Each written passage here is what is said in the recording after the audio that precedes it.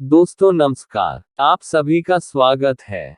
आज मैं आपको एक ऐसी कहानी बता रहा हूँ जिसे पढ़ने के बाद आपकी ऊर्जा पहले जैसी नहीं रहेगी। तो चलिए, बिना आपका समय गवाए कहानी को शुरू करते हैं। हरीश नाम का एक लड़का था, उसको दौड़ने का बहुत शौक था। वह कई मैराथन में हिस्सा ले चुका था, परंतु वह किसी भी रेस को पूरा नहीं करता था। एक दिन उसने ठान लिया कि चाहे कुछ भी हो जाए वह रेस पूरी जरूर करेगा।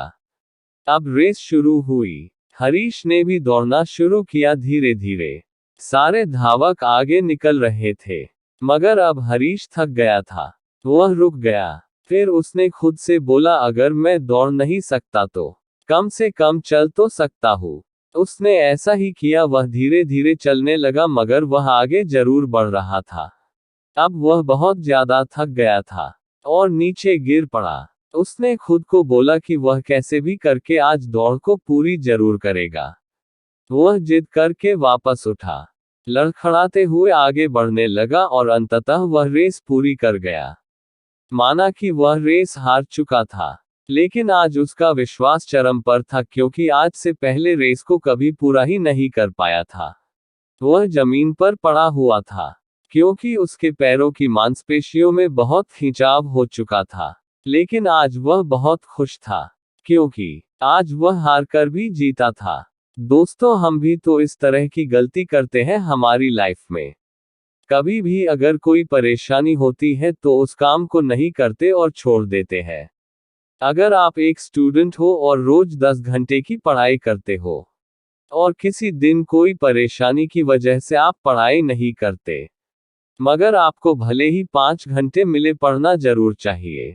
हरीश की कहानी से हमें यही सीखने को मिलता है कि अगर हम लगातार आगे बढ़ते रहे तो एक दिन हम हारकर भी जीत जाएंगे। छोटे छोटे कदम बढ़ाते जाओ और आगे बढ़ते जाओ, यही सफलता का नियम है। अगर आपको भी ये कहानी अच्छी लगी हो तो कमेंट के माध्यम से हमें जरूर बताएं। अगर आप और भी मोटिवेशनल स्टोरी को पढ़ना चाहते हो तो आप बिल्कुल सही जगह हो। यहाँ पर आपको काफी सारी कहानियों का संग्रह मिलेगा, जो आपको जीवन में आगे बढ़ने की प्रेरणा देगा। दूसरी कहानी। भगवान बुद्ध के एक अनुयायी ने उनसे कहा, प्रभु, मुझे आपसे एक निवेदन करना है। बुद्ध, बताओ क्या कहना है। अनुयायी, मेरे वस्त्र पुराने हो चुके हैं, अब ये पहनने लायक नहीं रहे। कृपया मुझे नए वस्त्र देने का कष्ट करें। बुद्ध ने अनुयायी के वस्त्र देखे। वे सचमुच बिल्कुल जीर्ण हो चुके थे और जगह जगह से घिस चुके थे, इसलिए उन्होंने एक अन्य अनुयायी को नए वस्त्र देने का आदेश दे दिए। कुछ दिनों बाद बुद्ध अनुयायी के घर पहुंचे। बुद्ध, क्या तुम अपने नए वस्त्रों में आराम से हो? तुम्हें और कुछ तो नहीं चाहिए? अनुयायी, धन्यवाद प्रभु, मैं इन वस्त्रों में बिल्कुल आराम से हूं और मुझे और कुछ नहीं चाहिए।